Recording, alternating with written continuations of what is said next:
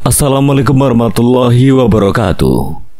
Selamat datang di channel Kang Slamet. Kali ini Kang Slamet akan membawakan kisah yang berjudul Perang Tanah Danyang. Cerita ini ditulis oleh Dioseta. Dan sebelum kita masuk ke ceritanya, buat kalian yang belum subscribe channel ini, tekan tombol subscribe-nya terlebih dahulu dan tekan tombol notifikasinya agar kalian tidak ketinggalan cerita seram lainnya dari Kang Slamet. Gak usah berlama-lama lagi, langsung saja kita masuk ke ceritanya. Perang Tanah Danyang. Si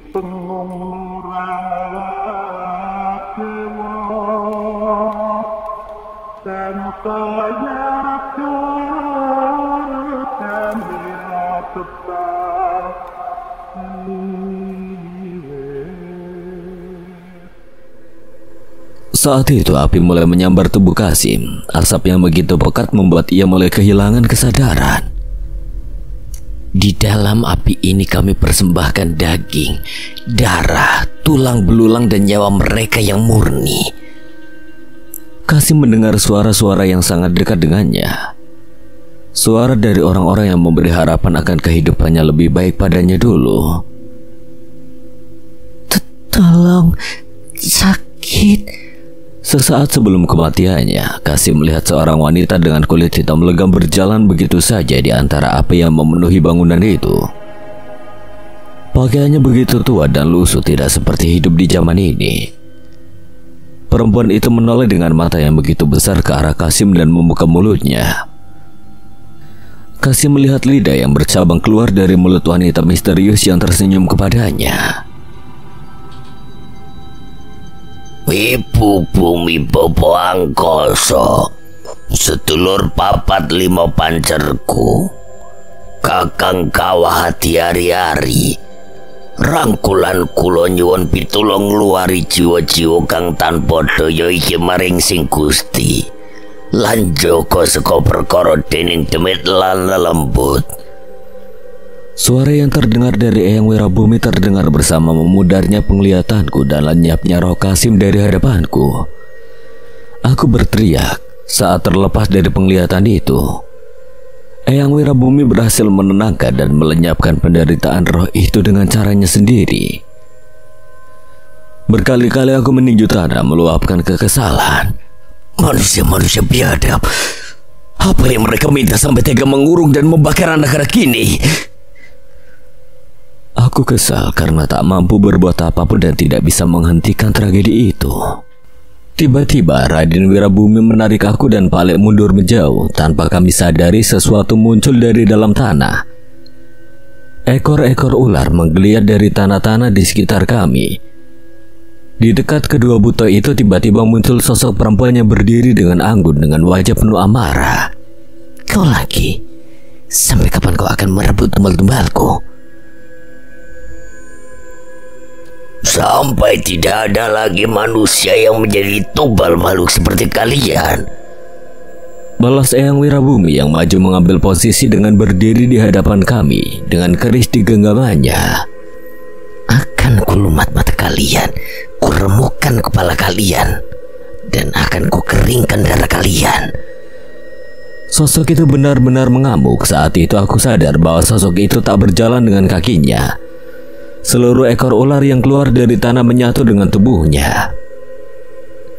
Jangan lengah, kita pergi, perintah Eyang Wirabumi bukan tanpa sebab. Amarah makhluk itu seketika membuat tanah di sekitar kami bergetar. Tubuh kami pun terasa begitu berat dengan kekuatan yang memancar dari dirinya. Siapa dia Siapa makhluk mengerikan itu? Jaga terus berlari menghindari guncangan-guncangan ekor ular itu. Dialah Dewi Naganingrum itu, tepatnya setengah dari Dewi Naganingrum. Setengah? Sama seperti keris Raga Sukmamu yang punya dua wujud. Setan biadab itu memiliki dua tubuh yang berada di alam manusia dan alam ini. Aku baru mendengar hal seperti ini. Seberapa kuat sosok itu sampai bisa hidup dan berkuasa di dua alam. Tapi sebelum aku berpikir lebih jauh, tiba-tiba rawa-rawa tempat kami datang sebelumnya kini dipenuhi oleh sekumpulan sosok yang tidak dapat kami lihat dengan jelas. Tolong, lepaskan! Suara itu terdengar dengan jelas, mendekat ke arah kami dan bersamaan dengannya sebuah benda terlempar dan jatuh di depan kakiku. Kepala. Itu kepala manusia. Kepala itu masih merintih walau sudah terpisah dari badannya. Brengsek. Tapi mereka tidak berhenti. Satu persatu bagian tubuh manusia bercerai-berai dan mengambang di rawa-rawa. Palek menyalakan api dengan ajiannya untuk membakar satu batang pohon yang besar. Saat itulah sosok mengerikan itu terlihat. Di balik pepohonan di sekitar kami sudah menanti ular-ular yang begitu besar. Mereka menikmati tubuh manusia dan membuang begitu saja sisa-sisa tubuh itu di rawa. Bagaimana ada manusia lain di alam ini? Mengapa mereka terus berteriak walaupun sudah mati? Mereka orang-orang bodoh yang menyembah demit naga ningrum itu. Mereka mengira akan berdampingan dengan demit itu setelah mati, namun berakhir seperti itu. Seharusnya mereka bisa berpikir untuk apa demit itu menyenangkan mereka setelah berhasil menyeret mereka untuk jatuh ke neraka di akhir zaman. Manusia-manusia bodoh. Umpat Palek penuh dengan emosi, tapi saat ini tidak ada waktu bagi kami untuk memikirkan manusia-manusia sesat itu. Kekuatannya begitu mengerikan mengelilingi kami dalam wujud ular yang melingkar melayang-layang di langit-langit rawa ini. Sial, kita terjebak. Mas Jagat, aku berinisiatif memberi isyarat Mas Jagat untuk membawa kami pergi. Tapi saat ini wajahnya tiba-tiba terlihat pucat. Tidak bisa nahan. Ada yang menahan kekuatanku. Sial. Akhirnya aku bisa menghabisimu. Dewi Naga Ningrum tertawa. Ia terlihat puas seolah sudah begitu lama menanti saat ini. Kalian cari cara apapun untuk melarikan diri, biar aku yang menahan setan itu. Aku mencoba menahannya, namun ia tidak terlihat bersedia untuk berkompromi. Ia lebih dulu bergegas berlari menuju setan itu dengan sebuah keris di genggamannya. Belum sempat Eyang mencapai tubuh Dewi Naga Ningrum, Eyang Wirabumi terpental dengan keberadaan ekor ular yang muncul dari rawa dangkal yang ia lewati. Aku pun segera memperhatikan ke dalam rawa, dan di dalam air terlihat ular-ular besar mengelilingi kami. Keris Jagat Angkoro tanpa nono getihku. Eyang Wirabumi berusaha kembali berdiri sambil menggoreskan keris pusakanya itu di lengannya. Goresan yang begitu panjang hingga darah itu terus mengalir ke keris pusaka Jagat Angkoro itu. Saat itu kekuatan mengalir menyelimuti tubuh Eyang Wirabumi tanpa pandang bulu. Ia membantai ular-ular yang berada di dekatnya begitu saja. Matanya memutih, tubuhnya mengeras, namun dalam sekejap saja aku bisa menebak bahwa kekuatan itu tidak akan bertahan lama. Eyang Wirabumi tak membuang waktunya. Ia melesat begitu saja ke arah Dewi Naga Ningrum, dan dalam sekejap kepala makhluk itu sudah terpisah. Hampir saja kami berpikir bahwa Eyang berhasil, tapi saat itu kepala Dewi Naga Ningrum tiba-tiba berubah menjadi kepala manusia dan tawanya terdengar dari sisi lain. Kau ingin memenggalku?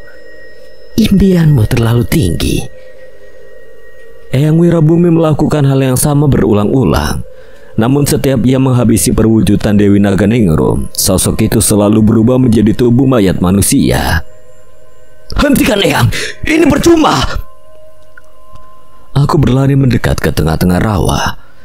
Dengan susah payah aku berusaha menghindari ular di dalam rawa dan anggota tubuh yang mengambang di rawa ini. Dengan sekuat tenaga, aku membacakan mantra untuk menyelimuti keris raga sukmaku dengan cahaya putih. Tanpa berhenti membacakan doa, aku menghujamkan keris raga sukma tepat di pusat rawa sekuat tenaga. Tunjukkan wujud aslimu. Seketika suara pohon-pohon yang patah terdengar di sekitar kami. Tanah di bawah kami bergetar dan air dari rawa mulai terserap ke tanah yang terbelah. Manusia kurang ajar. Sosok itu pun menunjukkan wujud aslinya, namun itu sama sekali bukan hal yang baik. Seluruh tempat kami berdiri saat ini adalah bagian tubuhnya. Ia keluar dari tanah sebagai sosok ular sebesar bukit seolah meledek kami. Di kepalanya tumbuh wujudnya dalam rupa manusia dengan kulit bersisik ular. Ini gila. Sial, setan brengsek itu sudah mendapatkan tubuh aslinya kembali. Dalam kebingungan kami, tiba-tiba pukulan menghantam wajahku, Jagat dan Pale. Kami terpental begitu jauh hingga darah mengalir dari hidungku. Pergi, tidak ada kesempatan lain lagi. Tidak, kami tidak bisa meninggalkan Eyang. Jangan goblok, aku sudah mati. Kalian harus tetap hidup untuk melindungi alam manusia. Di hadapan kami saat ini terlihat Eyang Wirabumi berdiri seorang diri menghadapi ular sebesar bukit itu. Ini pemandangan yang mengerikan. Tidak ada celah untuk dirinya bisa bertahan dari keganasan makhluk itu. Kematian harus dirayakan. Saat itu ular raksasa itu menghantam ekornya ke tanah dan seketika tubuh-tubuh manusia yang tercerai-berai terlontar ke atas langit. Tetesan darah mereka pun menghujani kami bersamaan dengan jatuhnya kepala, tangan dan berbagai bagian tubuh manusia. Biadab. Sekali lagi ia menggoreskan keris itu di tangannya dengan luka yang semakin dalam. Kulitnya memucat dan tubuhnya semakin lemah, namun kekuatan besar kembali mengalir di tubuhnya. Sebuah gerakan keris diayunkan, dan seketika tebasan besar yang tidak terlihat merobek tubuh Dewi Naganingrum.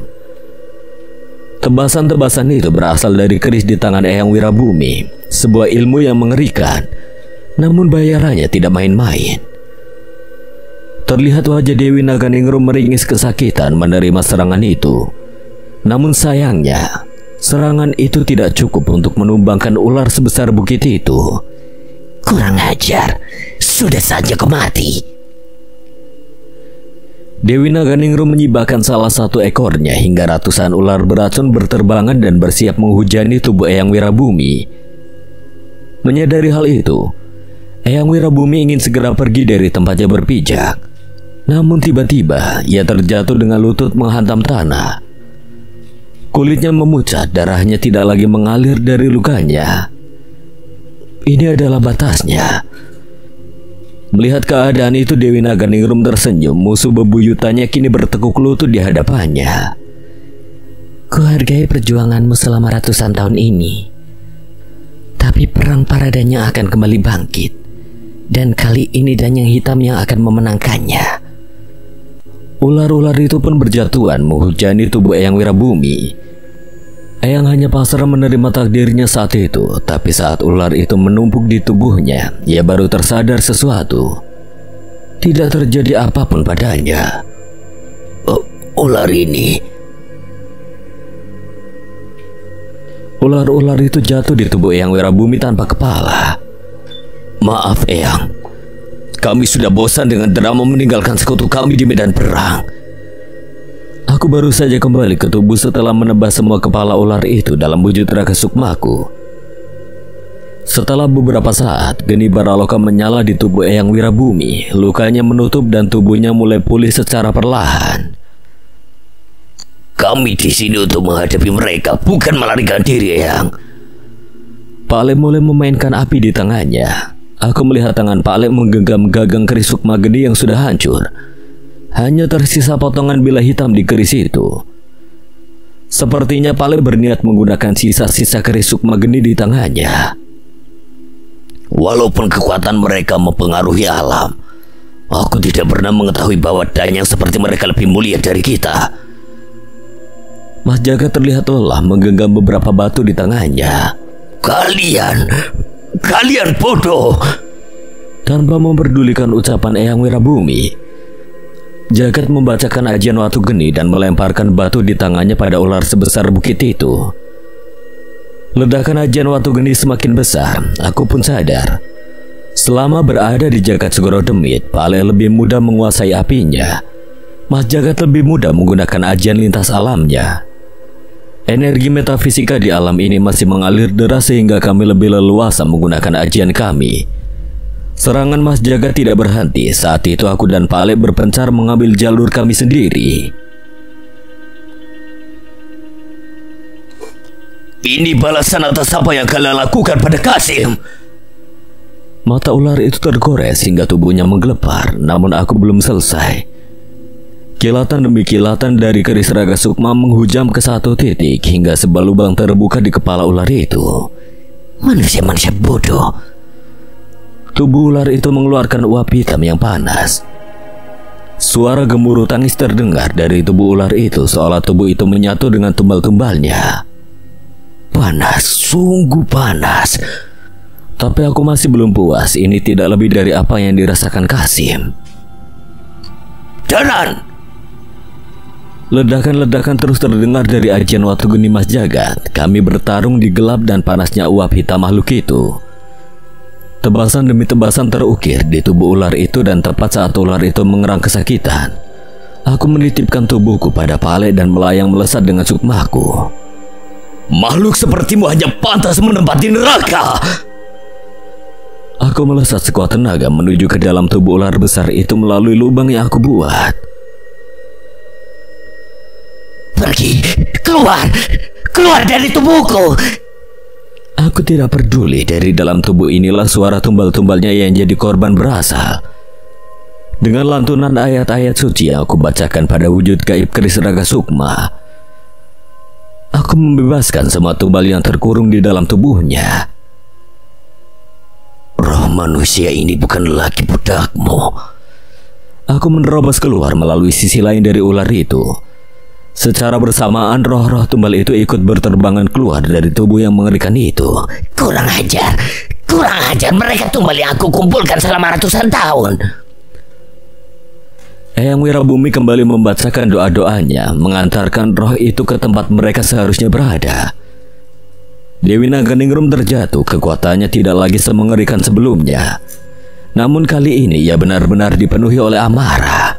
Eyang, ayo. Aku yang telah kembali ke tubuh menarik Eyang Wirabumi untuk bergegas pergi menjauh.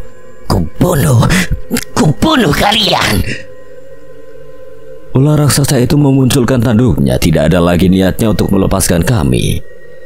Aku yakin kami bisa mati kapan saja bila berhadapan langsung dengannya saat ini. Awan menghitam, petir bergemuruh. Makhluk itu mengerahkan semua kemampuannya untuk mengejar kami. Di sini, teriak Mas Jagat yang telah berhasil mempersiapkan kabut lintas alam. Tapi ular itu telah melayang dan bersiap melahap kami. Tidak akan sempat, ucap Eyang Wirabumi yang melihat wujud paling mengerikan dari lawannya selama ini. Tapi aku membalasnya dengan senyum kecil. Seingatku api hitam itu lahir dengan memanggang seekor ular. Aku mengingat tentang sosok makhluk bernama Dewi Ginidarna yang kami hadapi di Lembah Keramat. Benar, yang ini hanya beberapa kali lebih besar. Pale telah menggenggam gagang keris Sukma Geni di hadapan dahinya. Sebuah mantra yang diwariskan oleh Mbah Jiwo pun dibacakan. Geni Sukma ngobong jiwa, uripke kormo geni kagem getih duraka. Goresan di tubuh ular itu pun bersinar. Serangan Pale sedari tadi membentuk aksara besar di tubuh ular itu. Api hitam pun muncul membakar membentuk sebuah raja di tubuh Dewi Naganingrum. Ia pun terjatuh kesakitan. Kami pun menggunakan kesempatan ini untuk memasuki kabut Mas Jagat. Jangan kabur, pengecut. Pengecut? Katakan itu pada makhluk yang menggunakan ratusan nyawa hanya untuk menghadapi kami berempat. Kami hanya mempersiapkan panggung terbaik untuk kematian makhluk hina sepertimu. Mas Jagat segera menutup kabut lintas alamnya. Saat itu kami pun berlari melintasi berbagai alam mengerikan di jagat Segoro Demit. Alam di dalam alam. Entah bagaimana aku menjelaskannya, tapi inilah yang terjadi saat ini. Setelah melintasi beberapa alam, kami pun tiba kembali di pendopo kunci jagat, tepat di hadapan cermin Koco Benggolo. Entah apa yang terjadi, tapi saat itu aku melihat keberadaan sosok ular yang begitu besar bangkit di alam manusia. Gambaran di Koco Benggolo menunjukkan bahwa ular itu akan berhadapan dengan seorang pemuda, dan aku sangat mengenal sosok yang ditampakkan oleh Koco Benggolo. Itu Cahyo. Sosok ular raksasa itu meliuk-liuk di langit alam manusia menembus awan. Itu jauh lebih mengerikan dari tubuh Dewi Naganingrum saat ini. Jadi tubuh aslinya ada di alam manusia.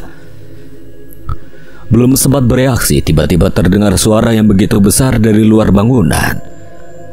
Langkah kaki terdengar dan Eyang Kertasukmo dan Nyi Purbawengi menghampiri kami dengan tubuh penuh luka. Kita harus pergi. Prabu Kolobuta telah bangkit. Tempat ini akan hancur. Baru saja kami lepas dari kengerian Dewi Purbaningrum. Kini kami harus mendengar nama Prabu Kolobuta. Gila. Ini gila. Aku membawa Koco Benggolo itu dan berlari meninggalkan pendopo. Terlihat Nyi Sendang Rango melayang-layang di langit melebarkan selendangnya melindungi wilayah ini.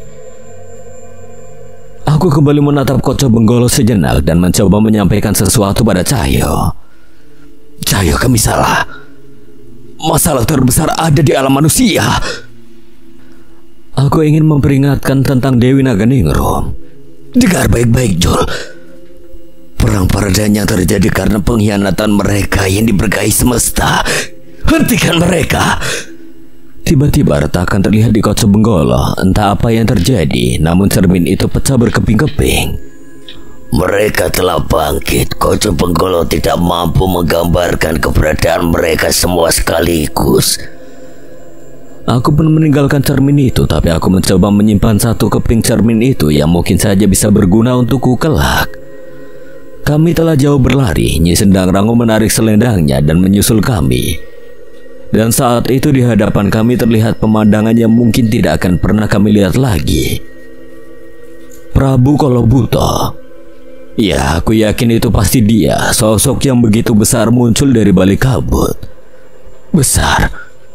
Sangat besar. Entah itu Buto Lirang, Batara Nogo, mereka tidak sebesar makhluk itu. Bangunan-bangunan di pendopo kunci jagat hancur begitu saja dengan satu pijakan kakinya. Apa makhluk seperti itu yang dulu kalian lawan? Tidak ada keraguan, Eyang Wirabumi, Nyi Purbawengi, dan Eyang Kertasukmo mengangguk secara bersamaan. Entah mukjizat apa yang akan bisa menyelamatkan alam manusia dari makhluk-makhluk itu. Ingat, Danan, ini perang Paradanyang. Itu artinya kalian tidak akan sendiri.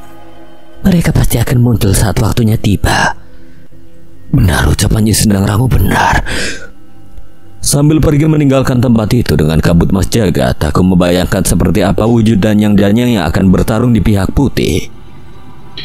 Di tengah lelahnya kami, Eyang Wirabumi menepuk bahuku. Ia menatap wajahku dengan senyum yang berbeda. Maafkan Eyangmu ini, Danan. Eyang tadi kembali ucapan Eyang. Ia dua kali menepuk pundakku dan saat itu aku belum mengerti maksud dari ucapannya. Awalnya paling ingin membelamu saat Eyang mengatakan kamu Sambara terlemahan. Tapi akan lebih mengena jika Eyang melihat sendiri kemampuanmu yang sebenarnya. Benar, lagi pula sejak kapan kemampuan seseorang diukur dari kesaktiannya? Ucap Eyang Kertasukmo sambil melirik ke Eyang Wirabumi. Aku tahu ia bermaksud memberikan sindiran atas penilaian itu. Ya, aku bersyukur ketika ternyata aku tidak mempermalukan leluhurku, tapi bukan berarti aku bisa tenang. Penilaian Eyang juga membuka mataku bahwa perang Tanah Danyang membutuhkan lebih dari sekedar apa yang aku miliki sekarang. Wabah di desa Darmo Kulon menewaskan lebih dari 20 nyawa. Anggoro sudah berusaha semaksimal mungkin. Namun ia tidak mampu berbuat banyak kepada mereka yang sudah sekarat. Setidaknya kedatangan Anggoro menghentikan jumlah korban yang terus bertambah. Ustadz, apa yang terjadi antara Mas Cahyo dan Raden Sutobenggolo di bukit? Mengapa Mas Cahyo tidak kembali ke sini? Anggoro terlihat cemas saat mengetahui Ustadz Imron kembali tanpa Cahyo. Tidak usah khawatir, Mas Cahyo baik-baik saja. Pasti kamu juga dengar suara khas knalpot Vespanya saat melintas tadi toh. Anggoro memang mengingat suara berisik yang melintasi desa setelah subuh. Ia baru sadar bahwa itu adalah suara motor tua milik Cahyo. Lantas kenapa Mas Cahyo tidak kembali ke desa, Ustadz? Ustadz Imron menghela nafas menunjukkan wajahnya yang bingung menjelaskan apa yang terjadi. Apa yang ia hadapi jauh lebih besar dari bencana yang ada di desa ini, Mas Anggoro. Sesuatu yang benar-benar tak terbayangkan oleh manusia pada umumnya. Anggoro membaca raut muka Ustadz Imron. Ia mencoba memahami kegelisahan dalam dirinya, namun satu kabar dari Ustadz Imron cukup membuat Anggoro dan warga desa lega. Ustadz Imron mengatakan bahwa tanah di desa Darmokulon sudah diruat, tidak ada lagi kutukan yang mengikat desa tempat mereka tinggal. Jasad-jasad sudah bisa dimakamkan di tanah mereka. Mendengar kabar itu, warga desa terutama mereka yang ditinggalkan oleh keluarganya tak mampu menahan air mata. Kini mereka benar-benar terlepas dari kutukan Raden Sutobenggolo. Namun Ustadz Imron sendiri belum bisa tenang. Semua tidak ada artinya jika Cahyo gagal menangani sosok yang jauh lebih berkuasa dari Raden Sutobenggolo itu. Setidaknya saya ingin menyampaikan jika satu saat ia membutuhkan kemampuan medis saya siap membantu Mas Cahyo kapan saja. Anggoro membersihkan tangannya sambil menatap langit pagi hari di desanya. Ustadz Imron mendekat dan berdiri di sebelahnya. Saya merasa waktu itu akan tiba. Saya mengegas secepat mungkin Vespa tua yang ia sayangi itu. Rasa cemas benar-benar membuatnya harus secepat mungkin mencari cara untuk membantu Danan. Ular raksasa. Bagaimana ada makhluk sebesar desa melayang-layang di langit? Apa yang sedang kita hadapi? Cahyo mengumpat sendiri di atas motornya. Masnya tadi teriak. Tiba-tiba seseorang menegur Cahyo di lampu merah. Saat itu Cahyo baru tersadar bahwa ia tengah berhenti di lampu merah dan helm lusuhnya tidak cukup untuk meredam suaranya. Tidak, Mas. Saya cuma lagi nyanyi. Walah, saya kira Mas kenapa-napa. Ya sudah, hati-hati Mas. Orang itu segera menembus lampu hijau yang baru saja menyala. Sementara itu Kliwon malah tersenyum meringis memamerkan giginya menertawai Cahyo. Tidak kapok dengan kejadian barusan, Cahyo terus saja mengumpat di balik helmnya sepanjang perjalanan yang ia lalui. Satu tempat yang ia tuju, tempat di mana mereka pernah berhadapan dengan makhluk ular sebesar itu. Sebuah tempat yang sebenarnya paling tidak ingin Cahyo datangi. Sebuah tempat di mana Cahyo pernah membuat dosa besar hingga hampir mencelakakan desa itu. Desa Trahrojo Bedes. Sebuah desa berdiri di sekitar aliran sungai yang berbatasan dengan hutan. Masih sama seperti dulu. Desa ini didominasi rumah panggung dengan tempat yang cukup terpencil. Beberapa motor 2 tak masih berlalu lalang menjadi satu-satunya kendaraan yang membantu warga mencapai kota. Sebelum memasuki desa, Cahyo memandang sebuah bukit di belakang desa yang tertutupi oleh hutan. Cahyo ingat, di sanalah sosok Danyang Dewi Ular Purba petinggi dari kerajaan Demit di Setra Gandamayit bangkit. Ia yakin Ratu Ular yang mengendalikan Raden Sutobenggolo berkaitan dengan sosok Dewi Ular Purba ini. Mas Cahyo. Itu Mas Cahyo. Samar-samar terdengar suara anak kecil yang berteriak dari jauh. Seorang ibu yang menggandeng anak itu menyipitkan matanya menatap ke arahku. Anak itu mentar. Cahyo mengingatnya dengan jelas. Dia sedikit lebih tinggi dari saat ia bertemu dengannya dulu. Cahyo pun melambaikan tangan menyapa mereka. Mas Cahyo kesini buat nolongin Mas Dumadi kan? Mas Dumadi kenapa? Tanyaku dengan raut wajah yang berubah cemas. Saya menoleh ke arah ibu Mendar, namun ia hanya sedikit merunduk. Dumadi adalah salah satu bagian dari Trahrojo Bedes yang sebenarnya yang pernah mendatangi kediaman Pale untuk meminta pertolongan pada kami. Saat itu mereka diancam oleh sosok dukun bernama Mbah Budra yang dendam karena adiknya dikalahkan oleh Cahyo yang mengatasnamakan Trahrojo Bedes. Sebaiknya Mas Cahyo menemui Mas Dumadi saja langsung.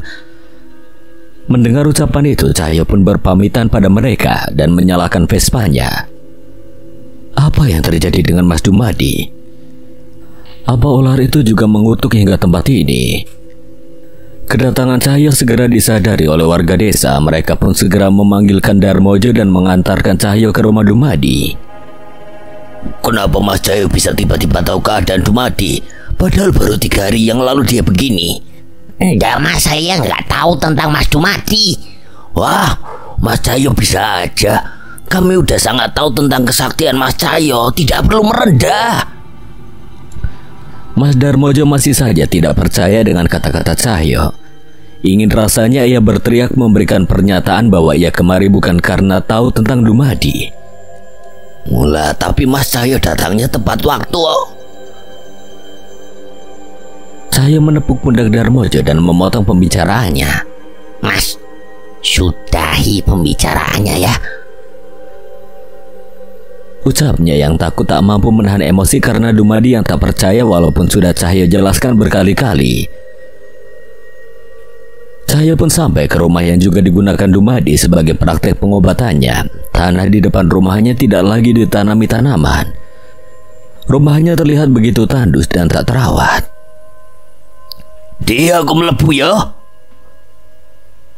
Darmojo mengetuk beberapa kali dan membuka pintu. Sepertinya ia yakin bahwa Dumadi tidak akan membukakan pintu untuk kami. Tepat setelah pintu terbuka, bau yang tidak sedap tercium dari rumah kayu itu. Begitu banyak barang-barang berserakan dan makanan yang sudah busuk di dalam. Ada suara terdengar dari dalam. Kami masuk melangkahi benda-benda yang berserakan dan menemukan asal suara itu. Dumadi terduduk di pojok tembok dengan rambut panjangnya yang berantakan. Ia tak mengenakan pakaiannya menunjukkan tubuhnya yang semakin kurus, namun bukan itu yang membuat Cahyo merasa cemas. Kedua tangannya diikatkan rantai dan dipaku ke tembok, serta kakinya dipasung dengan sebatang kayu. Kenapa Mas Dumadi dipasung seperti ini? Dumadi pun menatap ke arah Cahyo dengan tatapannya tajam. Matanya terlihat di sela-sela rambut panjangnya. Mas Cahyo, ternyata aku sesakti itu bisa mengetahui keadaanku. Mendengar kata-kata itu, Cahyo pun kesal dan membanting sarungnya ke lantai. Enggak Mas Dumadi, kebetulan aja aku datang pas Mas Dumadi dalam keadaan seperti ini. Mas Cahyo tidak perlu merendah. Kami satu desa sudah sangat tahu kesaktian Mas Cahyo. Ucap Dumadi dalam keadaan lemah itu. Saat itu ia menggerakkan tangannya dan melepaskan kunci di rantai tangannya. Ia pun membuka kunci kayu yang memasung kakinya. Sudah. Mau minum apa Mas Cahyo?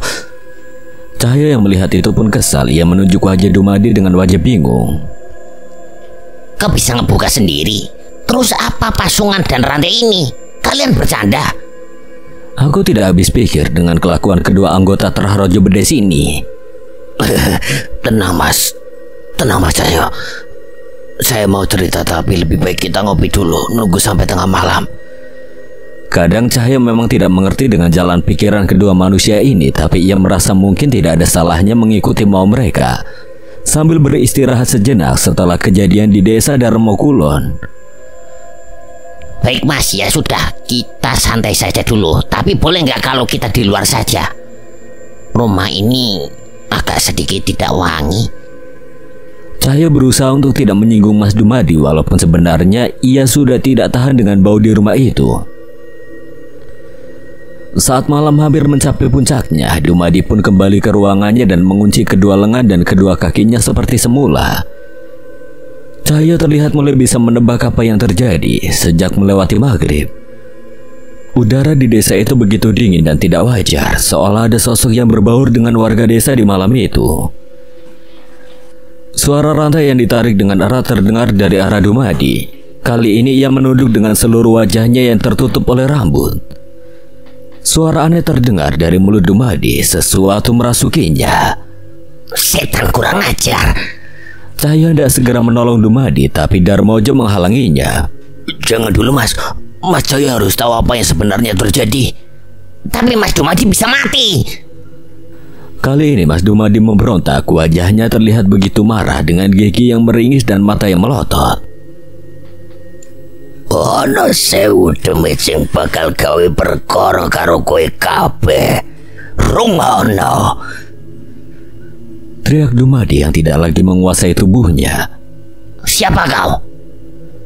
Cahyo tak sabar dan bersiap mencengkram dahi Dumadi, tapi sebelum itu terjadi, Dumadi tersenyum dan terjatuh. Mas Dumadi. Cahya cemas, ia sadar setan itu tidak lagi merasuki tubuh Dumadi, tapi baru beberapa saat Dumadi terjatuh. Tiba-tiba kaca jendela bergetar, terdengar tawa dengan suara yang lain, terdengar dari tubuh Mas Dumadi. Kamu ngapain di sini, Le? Ojo gawa masalah nih gunung iki. Kali ini suara wanita terdengar melengking dan menyeramkan. Saat itu Cahya baru sadar satu persatu makhluk merasuki tubuh Dumadi. Setiap akan diusir, makhluk itu pergi dan berganti dengan makhluk lain. Mereka mempermainkan tubuh Dumadi. Kalian setan-setan brengsek. Saat itu Cahya menyalakan lilin di setiap sudut ruangan. Ada tasbih di tangannya. Tempat jarinya terus bergulir. Doa-doa pun terdengar dari bibir Cahya. Jangan pikir kalian bisa seenaknya, ucap Cahya, tapi semua itu tidak berpengaruh apapun. Setan-setan itu tetap begitu saja keluar masuk di tubuh Dumadi. Kenapa begini? Ia yakin tidak mungkin setan-setan itu tidak takut dengan ayat-ayat suci yang ia bacakan. Berpikir Cahyo, berpikir. Seandainya ada Danan, apa yang akan ia pikirkan?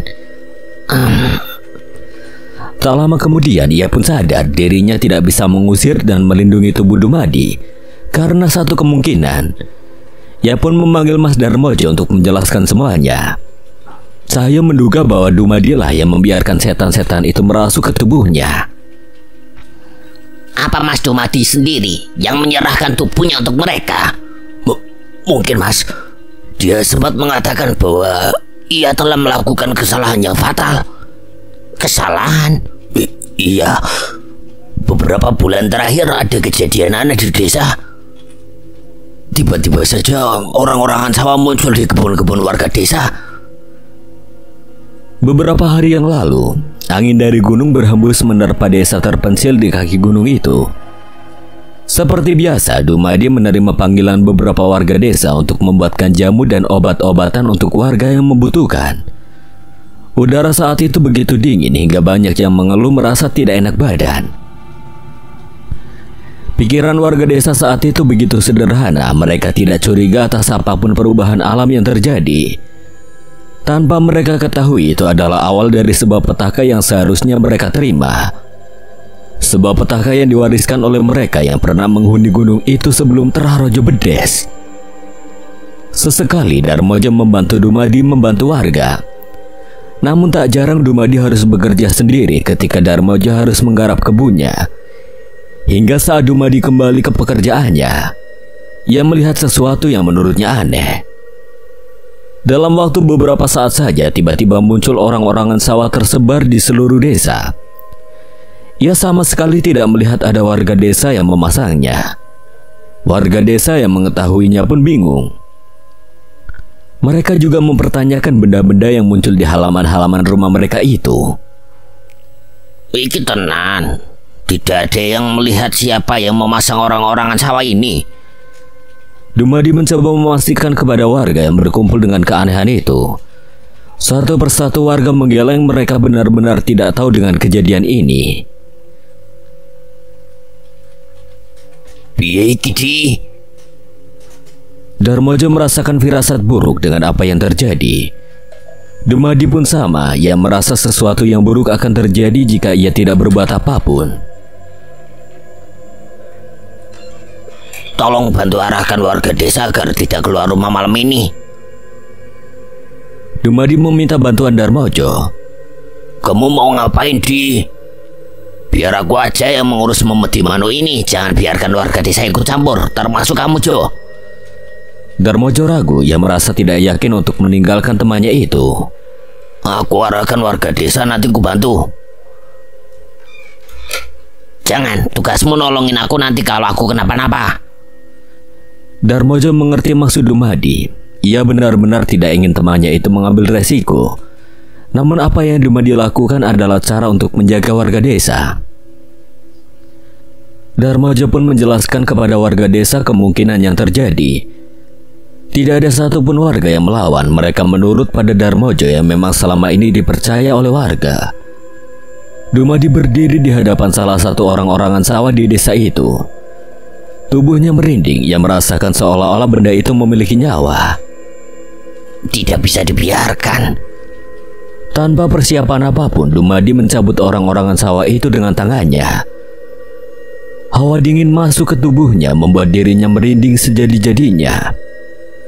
Namun ia tidak berhenti. Ia membawa dan menumpuk orang-orangan sawah itu di hutan dan memastikan kembali tidak ada satupun yang tersisa. Dumadi lelah, namun lebih dari itu, ia mulai merasakan tubuhnya meriang dan lemas. Selagi masih tersadar, Dumadi buru-buru membawa obornya dan membakar tumpukan orang-orangan sawah di hutan itu. Api menyala di antara batuan dan pohon-pohon rindang. Asap hitam mengepul menjulang ke langit begitu saja. Tapi suatu hal yang aneh tiba-tiba terjadi. Suara teriakan-teriakan terdengar dari orang-orangan sawah yang ia bakar. Sakit, padamkan api ini. Manusia kurang ajar. Panas, panas. Tubuh Dumadi gemetar. Ia melihat dari dalam kobaran api itu ada sesuatu yang bergerak. Orang-orangan sawah itu berdiri satu persatu dengan setengah terbakar dan melayang menancap di tanah. Mereka mengelilingi Dumadi dengan amarah yang mendalam. Dumadi yang melihat kejadian itu jatuh terduduk setelah pertemuan dengan Cahyo dulu. Ini pertama kalinya Dumadi melihat hal semengerikan ini. Harusnya malam ini kami berpesta. Terdengar suara dari salah satu orang-orangan sawah, namun dari benda itu samar-samar terlihat raut wajah seorang nenek tua yang anggun. Harusnya malam ini kami bangkit. Kami sudah menanti malam ini. Suara-suara itu terdengar dari seluruh orang-orangan sawah yang mengelilingi Dumadi. Siapa kalian? Dumadi mengacungkan obornya ke arah orang-orangan sawah yang selamat dari kobaran api itu. Satu orang-orangan sawah berwujud serba hitam melayang ke arah Dumadi. Kau yang harus menanggung amarah kami. Mereka yang kau hanguskan akan bersembayam di tubuhmu. Saat itu dari kobaran api bermunculan roh-roh berwajah pucat yang melayang-layang di udara yang gelap itu.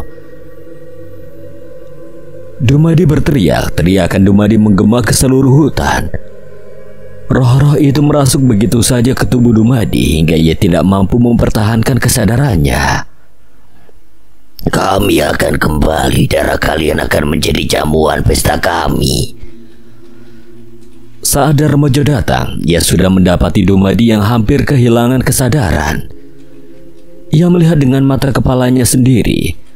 Sosok orang-orangan sawah yang bergerak melayang rendah di tanah memasuki hutan menuju ke bukit tempat reruntuhan tua itu berada. Di mana? Orang-orangan sawah? Cahyo masih tidak menyangka kejadian yang dialami oleh desa itu. Kini ia merasa masuk di akal jika tubuh Dumadi dijadikan wadah dari makhluk yang tubuh perantaranya dibakar oleh Dumadi. Mungkin saja Dumadi menahan mereka di tubuhnya agar tidak kembali ke wadah mereka. Atau Dumadi memang tak punya pilihan lain atas apa yang telah ia berbuat. Saat itu Cahyo mengerti sesuatu. Ia merasa harus mencari tahu tentang orang-orangan sawah itu. Malam ini jaga Mas Dumadi. Aku akan buat perhitungan dengan makhluk-makhluk itu. Saya masih merasa prihatin melihat keadaan Dumadi. Baik Mas, tapi hati-hati. Saat saya melihat mereka, saya sadar bahwa mereka bukan makhluk dari zaman ini. Mereka jauh lebih tua dari apa yang bisa kita bayangkan. Cahyo mengerti. Mungkin jika Dumadi tidak membakar orang-orangan sawah itu, desa Trahrojo Bedes bisa saja sudah hancur. Jika makhluk-makhluk itu bangkit, entah berapa nyawa yang menjadi korban. Firasat mereka terbukti saat Cahyo hendak meninggalkan rumah Dumadi. Di depan sana Kliwon sudah menanti bersama seekor monyet putih. Kera putih itu turun dari gunung. Petaka besar telah menanti. Tenang Mas, untuk itulah aku ada di sini. Nah bener kan, sudah kuduga Mas Cahyo pasti sudah mengetahui tentang ini semua sejak awal. Kesaktianmu memang tidak diragukan lagi, Mas. Terlihat wajah kesal Cahyo kembali muncul. Ia ingin membalas pernyataan Darmojo itu. Namun ia menahan emosinya dan memilih untuk bergegas meninggalkan rumah Dumadi agar bisa segera terlepas dari bau di rumah itu. Malam itu juga Cahyo bergegas menuju reruntuhan tempat dulu ia pernah berhadapan dengan sosok Dewi Ular Purba, tempat yang menjadi tujuan awal Cahyo sejak awal. Kliwon dipandu oleh sosok kera putih penjaga gunung itu menunjukkan arah untuk Cahyo. Makhluk itu pun merasa cemas seolah sesuatu yang buruk akan berdampak juga pada tempat yang ia lindungi. Dan benar saja, saat mencapai reruntuhan itu, Cahyo dihadapkan dengan pemandangan yang mengerikan. Reruntuhan itu sudah dipenuhi puluhan orang-orangan sawah yang tertancap menyebar hingga hutan di sekitarnya. Kliwon mengeram, Wanasura di tubuh Cahyo pun tidak bisa tenang. Mereka merasakan aura yang begitu jahat muncul di antara orang-orangan sawah itu. Mereka yang merasuki memeti Mano itu lebih dari sekedar penasaran. Keluar kau! Cahyo mencoba memprovokasi setan-setan yang mencelakai Dumadi. Tak menanggapi teriakan Cahyo, Wanasura pun meraung hingga suaranya menggema di reruntuhan itu. Mendengar suara itu, orang-orangan sawah itu mulai bergerak.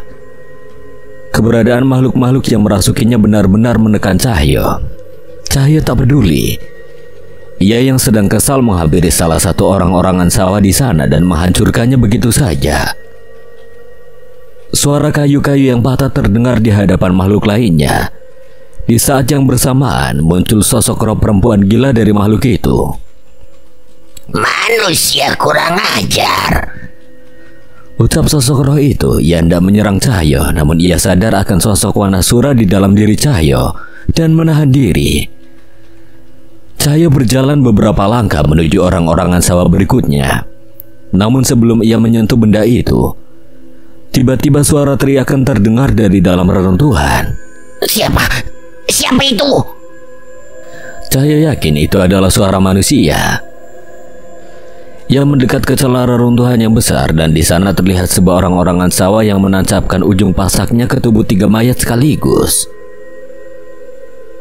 Untuk membangkitkan satu kawanku, aku harus mengorbankan 1 nyawa. Kau memaksaku untuk mencari korban lagi. Cahyo geram. Ia hendak menghentikan makhluk itu, tapi di saat yang bersamaan, tiba-tiba sosok roh yang merasuki orang-orangan sawah itu marah. Benda itu melayang mengancam Cahyo. Lebih dari itu, orang-orangan sawah itu bermunculan, roh-roh penuh amarah. Roh itu berkumpul jadi satu dan menyatu. Kekuatan hitam meliputi makhluk-makhluk itu hingga membentuk sosok ular yang begitu besar. Cahyo dan Kliwon sudah bersiap dengan apapun yang terjadi. Tapi saat itu tiba-tiba reruntuhan itu bergetar. Sesuatu muncul dari dalam bukit membentuk sebuah lubang yang besar. Cahyo merasakan Wanasura yang merasa begitu cemas. Kliwon dan Kera Putih memaksa Cahyo untuk meninggalkan tempatnya. Sebuah wajah yang besar muncul dari dalam tanah. Lubang itu menutup bagaikan sebuah mulut yang memakan mangsanya. Roh yang memasuki orang-orangan sawah itu terjebak di ratusan gigi-gigi wajah raksasa itu. Apa itu? Cahyo melihat pemandangan yang tidak pernah ia lihat. Kepala raksasa muncul dari bukit tempatnya berada saat ini. Reruntuhan tanah dan pohon yang ada di tempat itu lenyap begitu saja. Pergi Cahyo, jangan coba-coba menghadapi makhluk itu. Tiba-tiba terdengar suara di dalam kepala Cahyo. Itu suara Mbok Sar. Tapi Mbok, dia makhluk apa? Pergi, tidak ada manusia yang bisa menghadapinya. Bukan kita yang harus melawannya. Dia bisa mencelakai Desa Raja Bedes, Mbok. Cahyo masih tidak terima walaupun ia merasakan perbedaan kekuatan yang begitu besar antara Wanasura dan makhluk itu. Kita masih punya waktu sebelum makhluk itu bangkit.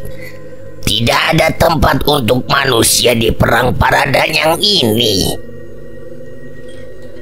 Cahaya berlari menuruni bukit itu dengan cepat. Wajah itu mengunyah habis roh-roh yang sejak sebelumnya menguasai bukit itu. Ia benar-benar tidak habis pikir setelah Dewi Ular Purba yang sebesar desa tersembunyi di reruntuhan itu. Kini sosok roh raksasa yang bahkan lebih besar dari Butolireng bangkit dari sana. Hewan hutan dan kera-kera di sekitar tempat itu berlarian menuruni bukit yang menyaksikan kemunculan roh yang begitu besar. Dari jauh sudah terlihat warga desa Trahrojo Bedes berkumpul membawa obor penasaran dengan apa yang terjadi di atas. Mengetahui kedatangan Cahyo, Darmojo pun segera menghampirinya. Apa yang terjadi di atas sana, Mas? Suara riuh apa ini? Reruntuhan itu masih menyimpan bencana, Mas. Setan-setan memedi mano yang menyerang Dumadi habis semua dilumat oleh roh raksasa yang muncul dari reruntuhan. Darmojo terperanjat mendengar penjelasan Cahyo. Ia tahu tak mungkin Cahyo mengarang cerita. Terlebih ia melihat hewan-hewan hutan meninggalkan tempatnya untuk menyelamatkan diri. Roh raksasa. Darmojo mencoba mengingat sesuatu. Ia mengajak Cahyo menembus kerumunan dan mendatangi rumahnya. Darmojo mengambil sebuah buku tua dan membawanya ke rumah Dumadi. Tentang Dewi Ular Purba dulu ternyata tertulis di buku ini, Mas. Mungkin saja roh raksasa itu juga ada di sini. Darmojo membuka buku-buku tua yang ia pegang. Ini buku apa, Mas? Serat Rojo Bedes.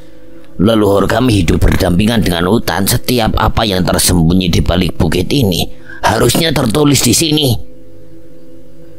Cahyo menggaru-garu kepalanya. Ia tidak habis pikir bahwa terah bernama Rojo Bedes ternyata memiliki serat warisan seperti ini. Kopi, Mas. Dumadi mengantarkan 2 gelas kopi pada mereka berdua. Suwon, Mas. Baru saja ia meletakkan gelasnya, ia segera menoleh ke arah Dumadi yang ternyata sudah melepaskan dirinya lagi dari pasungan. Mas, sebenarnya kamu kesurupan beneran apa main-main toh? Tanya Cahyo pada sosok yang seenaknya itu melepas pasung-pasung pada dirinya itu. Temenan, Mas, iku loh. Lihat aku babak belur. Dumadi menunjukkan luka-lukanya. Ia mengatakan saat suara yang begitu besar terdengar dari atas bukit, setan-setan yang merasuki dirinya pun pergi. Sosok roh-roh itu menghilang begitu saja. Setan-setan itu satu kesatuan. Saat mereka dilahap roh lain itu akan menyatu. Ketemu. Darmojo menunjukkan sebuah gambar dan tulisan-tulisan aksara Jawa yang cukup sulit untuk dibaca. Dewi Ular Purba. Rupanya hanya sosok Danyang penjaga reruntuhan ini. Ia dibiarkan hidup di alam ini dengan syarat menjaga kekuatan Prabu Kolobuto yang bersemayam di bukit ini. Itu yang tertulis di buku itu, Mas. Enggak, Mas. Saya nggak bisa baca tulisan ini. Tadi lihat gambarnya aja. Cahyo terjatuh menahan kesal. Ia merebut buku itu dari Darmojo dan menelaah apa yang terjadi di sana. Gimana, Mas? Bener toh? Darmojo yang penasaran melihat Cahyo yang serius membolak-balik buku itu. Ya nggak tahu toh, Mas. Aku juga nggak bisa baca aksara beginian. Jawab Cahyo yang dibalas dengan wajah kecut Darmojo dan Dumadi. Bawa buku itu padaku. Aku bisa menerjemahkannya. Suara Mbok Sar tiba-tiba terdengar lagi di kepala Cahyo. Tapi bagaimana dengan desa ini, Mbok?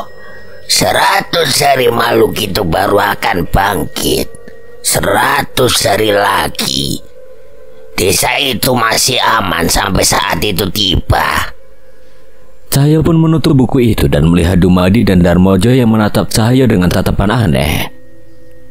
Mas Cahyo, itu tadi lagi ngapain? Cahyo memicingkan matanya menatap Dumadi dan Darmojo. Ia merasa malas menjelaskan tentang Mbok Sar pada kedua orang itu. Dewa penunggu tanah keramat berbicara padaku. Dia meminta aku membawa buku ini untuknya. Kita cuma punya waktu 100 hari sebelum makhluk itu bangkit. Dewa penunggu tanah keramat? Wajah Darmojo terlihat tak percaya. Wajar saja. Itu hanya karangan cahaya semata agar tidak direpotkan menjelaskan tentang ilmu Mbok-Sar. Sebuah pukulan mendarat di kepala Darmojo. Goblok kamu, Jo. Dewa penunggu tanah keramat itu guru besar leluhur kita. Dia yang mengarahkan Traharaja Bedes untuk tinggal di bukit ini. Saat itu wajah Cahaya melongo. Ia benar-benar tidak percaya sesuatu yang ia karang lagi ternyata benar-benar ada dan diketahui oleh mereka. Tidak aku sangka Mas Cahyo juga bisa berkomunikasi dengan guru besar Traharaja Bedes. Darmojo terlihat kagum dengan Cahyo, namun sebelum semua semakin salah paham, Cahyo buru-buru pergi dan meminta izin untuk membawa buku serat Traharaja Bedes itu. Mas, bukunya aku bawa dulu ya. Aku akan kembali secepatnya dengan membawa bantuan. Dengar tuh, Mas Cahyo mau manggil bantuan guru besar kita, Dewa Penunggu Tanah Keramat. Cahyo menghentikan langkahnya, merenung sejenak setelah mendengar ucapan Dumadi. Ada keinginan dalam dirinya untuk memperjelas situasi, namun ia sadar itu hanya akan membuang waktu. Di kejauhan, Mendar melihat Cahyo bersiap menyalakan Vespa, hendak meninggalkan desa. Mas Cahyo mau kemana? Seru Mendar, yang merasa belum sempat berbicara banyak dengan sosok yang pernah menyembuhkan penyakit gaibnya itu. Tenang Mendar, Mas tinggal dulu, tapi Mas pasti akan kembali. Kali ini bersama teman-teman Mas. Dengan tergesa Cahyo menyalakan mesin motornya. Suara nyaring knalpot Vespa Cahyo membelah keheningan desa, seakan menjadi isyarat bagi Kliwon untuk menghampirinya. Cahyo dengan cepat menangkap Kliwon dan menyembunyikannya di balik jaketnya. Dari sudut pandangnya, ia masih bisa melihat kera putih yang selama ini setia menemani Kliwon berkeliling mengawasi desa. Cahyo tahu makhluk itu gelisah seakan menantikan kembalinya dirinya ke desa itu lagi. Kami titip desa ini sebentar, ucap Cahyo pada kera putih itu sebelum ia berbalik dan mengusap kepala Mendar dengan lembut. Tanpa membuang waktu, Cahyo melaju menuju tempat di mana Mbok-Sar berada. Ada firasat kuat dalam dirinya bahwa Mbok-Sar ingin menyampaikan sesuatu dan kemungkinan besar hal itu berkaitan dengan Danan. Langit bergemuruh, petir menyambar bersama hujan yang turun dengan deras. Dua pemuda yang baru saja mengganti pakaian sekolahnya tiba-tiba sudah berada berdiri mengintai sebuah rumah di tengah hutan dengan menutupi wajahnya. Dirga dan Guntur sudah menanti saat ini, di mana mereka bisa bertindak atas apa yang disembunyikan di bangunan terpencil itu. Pade, ini apa-apaan, Pade? Teriak seorang perempuan yang tidak kuasa melepas tali yang mengikat tangan dan kakinya itu. Dari jendela terlihat seseorang berpakaian Jawa rapi lengkap dengan belangkonnya bersama beberapa orang-orang yang mengabdi kepadanya. Bukan Pade tidak sayang kepadamu, Hisna, tapi Tuhan kita meminta dirimu, ucap pria itu yang memalingkan wajahnya dari sosok perempuan bernama Hisna itu. cakep Tur, kayaknya umurnya nggak beda jauh sama kita. Enggak, cakepan Arum. Dirga pun menatap Guntur dengan matanya yang kesal. Ia lupa bahwa sahabatnya itu sudah tidak bisa berpaling ke lain hati dari satu wanita bernama Arum itu. Kenapa? Enggak. Mereka pun kembali mengintai rumah itu dan mendapati beberapa mangkok darah yang digunakan untuk melumuri tubuh Hisna. Dan ritual itu dilakukan oleh Pak D-nya sendiri. Setelah menyelesaikan ritual itu, sosok yang dipanggil Pak D dan orang-orang suruhannya bersiap pergi meninggalkan gubuk itu. Jangan tinggalin aku sendiri. Dirga dan Guntur buru-buru bersembunyi saat orang-orang itu meninggalkan gubuk. Ia mengawasi apa yang akan terjadi pada perempuan itu setelahnya. Nggak langsung kita tolong saja? Kalau kita tolong, nggak akan tahu makhluk apa yang akan menjemput perempuan itu. Berarti kita harus cepat, nggak boleh lengah sedikit pun saat makhluk itu datang. Guntur pun mengangguk setuju. Mereka mengawasi gubuk itu hingga matahari terbenam. Suara teriakan Hisna sudah berubah menjadi isak tangis yang lirih. Tolong, siapa saja tolong, aku masih ingin hidup. Dirga dan Guntur kasihan mendengar tangisan itu, namun tujuan mereka lebih besar dari itu.